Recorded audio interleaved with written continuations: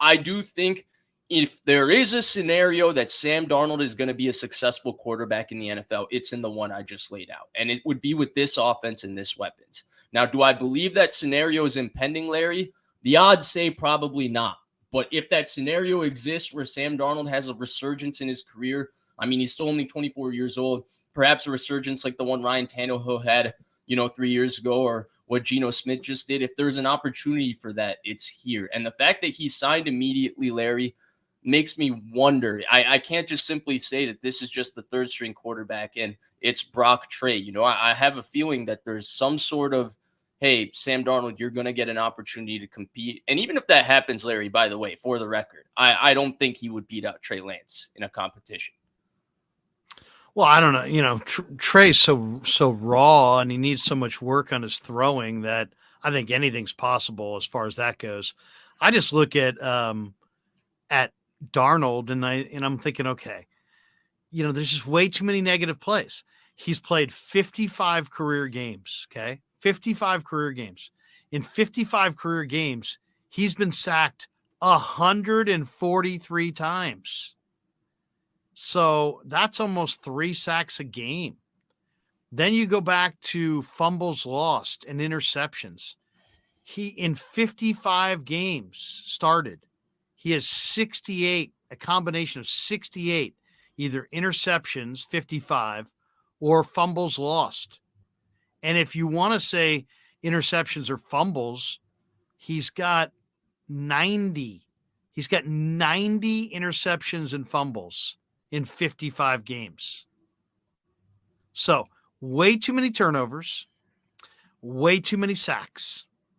Now, this last year, he did, if you look at his record, he played right away, went 4-9 with a bad Jets team in 2018, went 7-6 with a better Jets team in 2019, went 2-10 with the Jets in 2020, went 4-7 with Carolina in 2021. Last year, he went 4-2. And if you look at his 5 years in the NFL, 4 of those years, he's had double-digit interceptions. He had 15, 13, 11, and 13. Last year, now granted, it's 6 games, but he only had 3 interceptions. And he had far and away his highest quarterback rating. His quarterback rating last year was 92.6. Steve Wilkes was around him, and so was McCaffrey. And maybe they gave Shanahan the thumbs up and said, you know what? This guy, yeah, he's turned it over a ton. Yeah, he's thrown a lot of picks. Yeah, he's taken a lot of sacks. But we saw real growth last year. I mean, I thought Jimmy played the best ball of his career last year. I thought he was far better at throwing the ball into the turf and going to the next play. And the numbers reflected it. And maybe the light's starting to come on for Sam Darnold and they'll catch lightning in a bottle. Or maybe he just had a good little 6-game run. And the guy that we saw turn over the ball, religiously at SC and earlier in his career is just moving west, So I don't know. But it is interesting that they had an internal connection there with Steve Wilkes, right? Because Wilkes, even without Wilkes, for sure, Shanahan talked to Wilkes, right? Even without Wilkes, though, they've been connected to him so many different times in the last 3 years. How many different times has there been a rumor about Sam Darnold being traded to the 49ers when he was on the Jets? How many different times did that happen? Yeah, it's true. It's the 49ers brass liked him. That's been reported. Colin Cowherd and all those people from Fox, Peter Schrager, all of John Lynch's colleagues from Fox said John Lynch liked Sam Darnold. They said that directly like 2 years ago. So they like him. There's no doubt about the fact that they like him. I agree with you on the player. I don't know if he can turn it around. He's not been very, very good.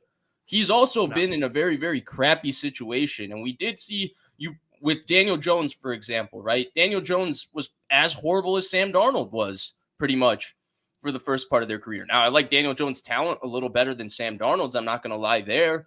But I'm just saying you put a little bit of structure on the guy and he improves, right? Alex Smith, the first part of his career, no structure, nothing to work with. I mean, how bad was it with Matt Rule? They fired him mid-years. But the first time he had structure in his career was with Steve Wilkes. He didn't have it with Todd Bowles his first year.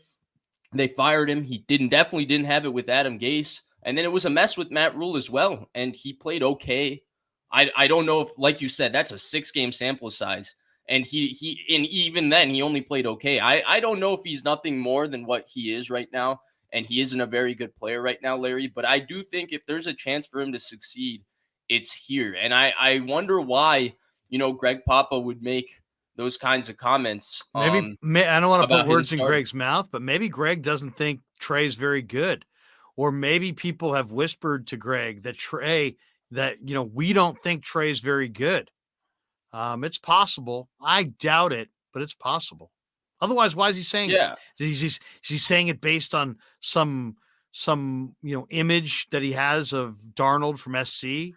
I don't get it. I really don't. I mean, I get the feeling that maybe Greg, who we know has sources, maybe somebody in the personnel department has whispered to Greg, "Hey, don't go crazy, loving up on Lance. We're going to trade him on draft day." Who knows? So David Velez brings up a very interesting point here. He says, with those stats, I couldn't tell if you were talking about Darnold or Jimmy G. And to me, Jimmy G is an example of a quarterback who is pretty turnover prone. You put him with the kind of offense and the kind of structure and the kind of talent the 49ers have. He has a 2-to-1 turnover ratio in his career. And we're talking about a guy who, is pretty good at giving the ball away besides last year, pretty much his entire career. Like I feel like when you do bring up those stats with Darnold Krug, it's not to excuse those mistakes from Darnold because they do exist, and I'm not going to call him a good player because right now he hasn't proven that so far in the NFL. But I do wonder how many different players, if you put in that situation, would struggle similarly. I don't know if Darnold is exceptional where he can overcome a crappy situation, or I know Darnold is not good enough to overcome a crappy situation, but I also am skeptical of other different quarterbacks who have maybe been in better situations, so their career stats and numbers look, a little bit better. Jimmy Garoppolo, in my opinion, if you're talking about like from a skill set standpoint, there's a decent amount of similarities between him and Sam Darnold in terms of their strength is throwing the ball quickly over the middle of the field. They have quick releases, their ability to throw without their feet being set. Darnold's bigger and more athletic, but they're both turnover prone and they're both, not very good processors. I would say Jimmy is a better player 100% than Darnold, but Darnold's also 24 bigger and more athletic and much cheaper. Yeah. And Darnold's got mobility. There's no question. And he can extend plays. He can throw on the run. He's not old. And, he needs the Niners as much as they need him. But I thought $3.5 million for your third quarterback seemed a little high. Like almost seemed like maybe he's the second quarterback. Well, we'll see on that. We're going to see. They're going to compete, or there's going to be a deal, or there's or Brock Purdy's going to take this job. I mean, at this point, maybe Darnold was just the best player they could get. Maybe Greg's just kind of covering all of his bases, saying that, hey, there's going to be a legitimate open competition where if nobody's going to be handed the job, and we'll see how it goes. And maybe he's of the belief that Darnold is going to win that competition. Maybe there's people within the Niner walls who have whispered that to him. I don't know.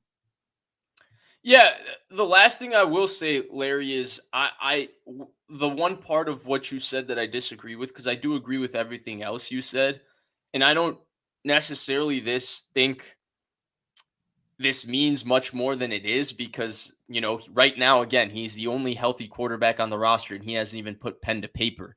They have just agreed on terms for his contract. But the one thing I'll disagree with is the fact that you said maybe Darnold was the only option they had because they clearly coveted Darnold. They signed him on the first day of free agency, which means they wanted him. They pursued him. He was a guy they liked, they wanted. You don't go sign a quarterback on the first day of free agency unless that's the quarterback you wanted. And they got a guy who is more talented than a third quarterback. Whatever you want to say about Sam Darnold at 24 years old, he was the third pick in the draft. He played enough last year to prove that he is, one of the 60 best quarterbacks in the NFL. So he should be quarterback 1 or 2 on most teams. The fact that he came here to what should be or what's likely to be a third quarterback role. Again, it's hard to imagine. Again, it's hard for me to imagine, even though Greg Papa says it, for him to unseat either Lance or Purdy. It's hard for me to really wrap my brain around that scenario right now, because I just feel like both guys have shown enough glimpses of potential in the little we've seen them that they both should get just a little bit of a long run, whoever's healthy between them, to see what's going on. But the fact that they signed him on the first day, it makes me wonder, because they definitely coveted him. We know they've liked him in the past. And so I think there might be a little bit more to why they gave him $3.5 million and tried to bring him in.